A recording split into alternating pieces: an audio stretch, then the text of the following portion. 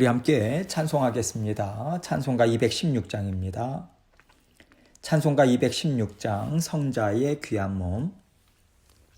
우리 함께 216장 찬송합니다. 성자의 귀한 몸 날 위하여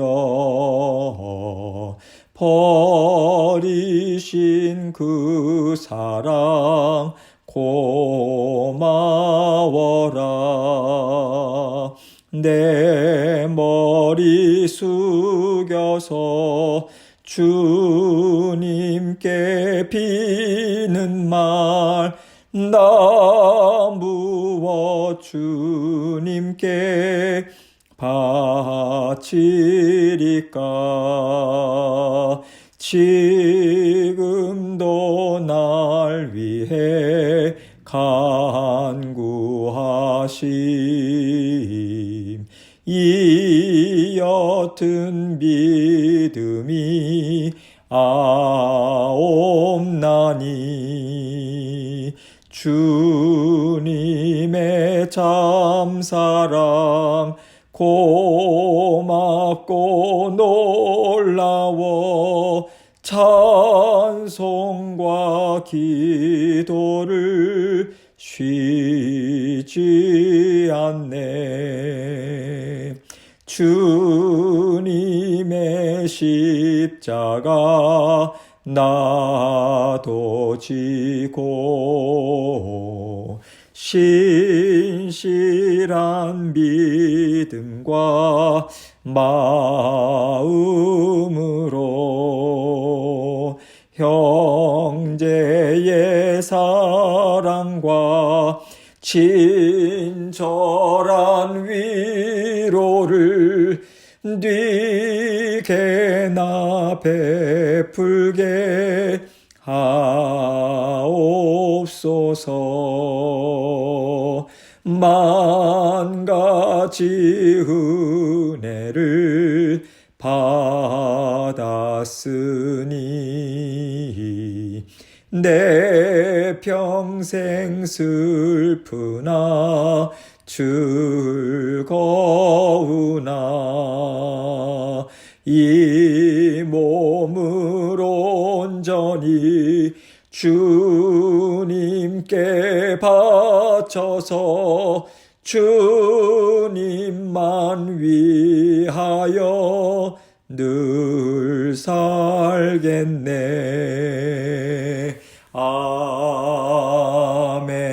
아멘. 기도하겠습니다. 하나님 아버지 감사합니다. 오늘 저희에게 새날 주셨습니다. 주님께서 오늘 말씀을 통해서 오늘 붙잡고 살아야 할 아버지 하나님의 음성 듣게 하시고 우리 각자가 아버지 하나님 앞에서 주님께서 주시는 은혜 받아 누리며 살아갈 수 있도록 하나님 도와주옵소서. 오늘도 변함없는 은혜와 사랑 저희에게 베풀어 주셔서 감사합니다. 남김없이 받아 누리고 감사로 아버지 하나님과 함께 동행하는 저희 모든 사랑하는 성도님들 될 수 있도록 도와주옵소서. 육신의 강건함 허락해 주시고 모든 하는 일들 가운데 복의 복을 허락하여 주셔서 아버지 하나님께서 오늘도 지키시고 보호하시고 보살펴 주옵소서. 주님께서 주신 말씀 주님께만 영광 돌립니다. 전하는 자 듣는 자 동일한 하나님의 은혜로 묶어주시고 주님 홀로 영광 받아 주옵소서. 예수님 이름으로 기도합니다. 아멘. 하나님 말씀 레위기 17장 3절로 7절입니다. 레위기 17장 3절로 7절 말씀 제가 읽습니다.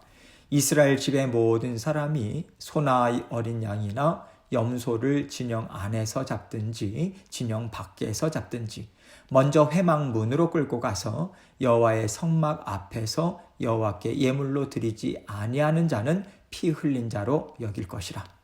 그가 피를 흘렸은즉 자기 백성 중에서 끊어지리라. 그런즉 이스라엘 자손이 들에서 잡던 그들의 재물을 회막문 여호와께로 끌고 가서 제사장에게 주어 화목제로 여호와께 드려야 할 것이요 제사장은 그 피를 회막문 여호와의 제단에 뿌리고 그 기름을 불살라 여호와께 향기로운 냄새가 되게 할 것이라. 그들은 전에 음란하게 섬기던 숫염소에게 다시 제사하지 말 것이니라. 이는 그들이 대대로 지킬 영원한 규례니라. 아멘. 이스라엘 백성들이요, 가장 귀한 것을 하나님 앞에 올려드리기를 하나님은 원하신다는 것을 오늘 본문을 통해서 우리는 분명하게 볼 수 있습니다. 하나님께서 그들에게 원하시는 것은요, 세상과 구별된 삶이었어요. 왜냐하면 지금까지 그들은 세상 항복판에서 살아왔거든요. 애굽에서 살았고요. 그곳에서 그들이 본 것은 육신의 정욕을 마음껏 채우면서 세상적인 것들을 쫓고 세상의 즐거움에 푹 젖어 살아가는 애굽인들의 모습들이었죠. 그렇기 때문에 하나님께서는 너희는 애굽 사람들을 생각하지도 말아라. 기억하지도 말고 다시 쫓아갈 생각도 하지 마라. 그렇게 이스라엘 백성들을요, 이 광야 생활을 통해서 애굽의 삶으로부터 완전히 반대 방향으로 돌려 세우는 일을 하셨습니다. 그런데 이스라엘 백성들은 광야 노중 가운데서 나는 애굽에서 이것도 먹었고 나는 애굽에서 이렇게 살았고 이렇게 좋았는데 하나님이 이것들을 하나도 안 주신다. 이렇게 자꾸만 불평과 원망을 했거든요. 그렇기 때문에 하나님은 그것이 정말로 악하고 괘씸하셨던 거예요. 이제는 하나님이 주신 약속 안에서 새로운 관계로 하나 되어서 함께 살아가자. 하나님은 이스라엘 백성들을 그 마음, 그 역사를 베풀어 주시고 하나님께서 애굽 땅에서 끄집어 내주셨습니다. 이스라엘 백성들도 동의해서 하나님을 따르겠다는 마음으로 출애굽한 거잖아요. 그런데 그들은 처음에 하나님을 만나고 따랐던 마음이 변질돼 가고 있는 거죠. 변질된다는 것은 옛것을 쫓고 있다는 거거든요. 그래서 하나님께서는 오늘 말씀을 통해서도 고기가 먹고 싶어서 짐승을 잡을 때도 애굽 사람들이 하던 방식으로 하지 말 것을 말씀하시는 것입니다. 그리고 그 방식대로 잡지 않고 어떻게 해야 하는지 그 규례를 지금 알려주고 계시죠. 그렇기 때문에 이것은요, 단순히 어떻게 짐승을 잡고 어떻게 고기를 먹을 것인가, 이것에 대한 문제가 아닙니다. 하나님의 백성으로서 합당한 마음과 정신이 견고하게 그들 심령 가운데 자리를 잡아야 한다. 이것이 하나님께서 이 말씀을 주시는 이유고요, 목적인 거예요. 그래서 이스라엘 백성들이 하나님과 함께 살아가면서 가장 귀하게 여겨야 했던 것이 무엇이냐면 피와 기름이었습니다. 피와 기름은요, 짐승의 생명을 유지하며 살게 하는 가장 중요한 부위였잖아요. 또 피는 생명 그 자체였잖아요.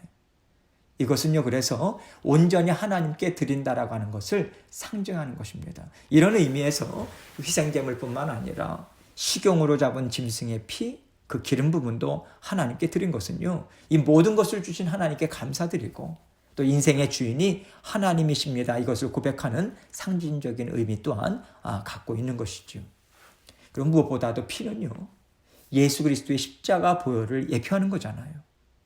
그렇기 때문에 하나님께서는 이것만큼은 절대 양보할 수 없다는 규례를 정하신 거예요. 이스라엘 백성들에게 십자가의 보혈이 흘러야 하는 것은 회막 아니다. 이것을 분명하게 규정해 주고 계시는 거예요. 십자가의 보혈을 통해서만 구원이 주어지기 때문에요. 하나님 앞에 나와서 참된 생명을 받아 누리는 하나님의 자녀로서 삶을 살아라라고 하는 것을 명하고 계신 것이죠. 하나님께서요, 이스라엘 백성들에게 이러한 의식주에 대한 모든 일들을 하나하나 규례로 다 정하시고 지켜 행하게 하신 데는요, 세상으로부터 철저하게 돌이키고 하나님 중심으로 살라는 것을 가르치는 그 목적이 있는 것입니다. 하나님께서는 세상의 정신, 세상의 문화, 심지어 세상의 식습관까지 다 고침을 받은 새로운 피조물이 되게 하시겠다고 그들에게 선포하시고요, 이스라엘 백성들에게 하나하나 다 가르쳐 주셔서 그들 마음의 각인이 되고 그들의 문화가 되고 정신이 되고 식습관이 되도록 하나님 철저하게 훈련시키고 계신 거죠. 오늘 말씀을 통해서 하나님의 자녀로서 어떤 마음과 정신을 갖고 살아야 하는가, 이것에 대해서 함께 생각해 보기를 원합니다. 3절입니다. 이스라엘 집의 모든 사람이 소나 어린 양이나 염소를 진영 안에서 잡든지 진영 밖에서 잡든지. 여기 소와 어린 양, 염소, 이러한 짐승들, 가축들이 나옵니다. 이것은요, 이스라엘 백성들이 사육하던 가축들이었죠. 뿐만 아니라 희생제물로도 사용되던 대표적인 것들 아닙니까? 식용으로도 하나님께서 허락하신 정결한 짐승이었어요. 그리고 이때까지는요, 가축을 먹으려고 할 때 진영 안이든 밖이든 어디서든 잡든 상관이 없었던 것 같습니다. 그러나 이제는 새롭게 바뀌어야 한다 말씀을 주고 계신 거죠. 4절입니다.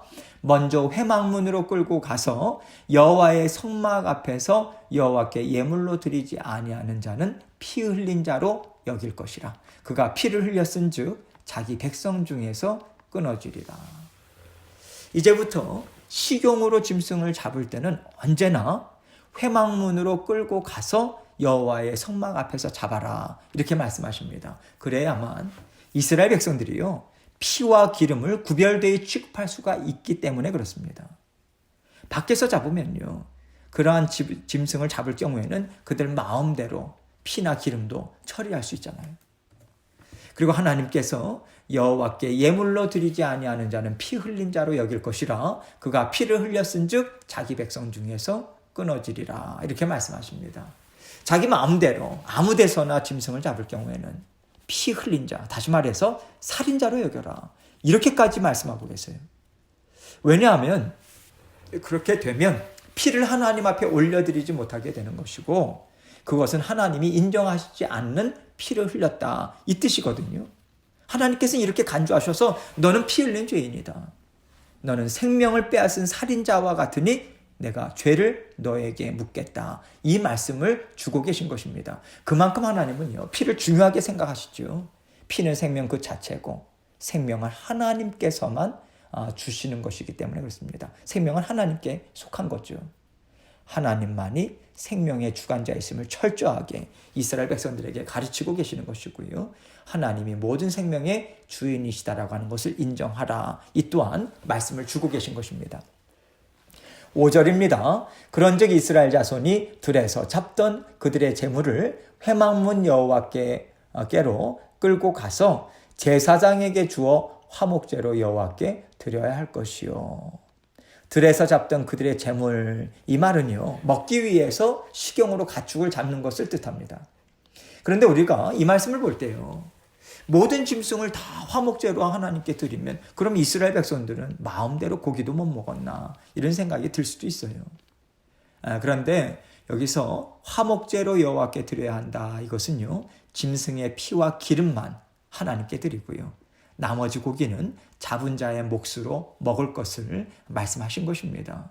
그리고 이것은요, 고기를 먹고 싶어서 짐승을 잡을지라도 그 짐승은 하나님께서 허락해 주신 것이기 때문에 먼저 하나님 앞에 감사를 드리고 먹어야 한다, 이 뜻을 담고 있는 것이지요. 그리고 화목제물을 드렸을 경우에는요, 하나님께서는 그 제물의 고기를 가족들뿐만 아니라 이웃들과 다 나누어 먹어서 남지 않게 하셨습니다. 남게 하지 말라라고 하는 것은 가족들이 못 먹을 경우에 다른 사람들과 다 나누어서 먹어야 된다는 게 전제가 되어 있는 거잖아요. 그런데요, 여기서는요, 짐승의 고기를 말하고 있어요. 그런데 이것은 하나님이 베풀어 주신 물질, 이러한 것으로도 더 넓게 우리가 생각해도 좋을 것 같습니다. 말하자면 움켜쥐지 말라는 거예요. 너희 것이 아니라 내가 너희에게 맡겨준 물질임을 기억하고 함께하는 사람들에게 나누고 베풀어서 모두 다 하나님 앞에서 감사하고 기뻐하며 살라는 말씀을 지금 주고 계신 것이죠.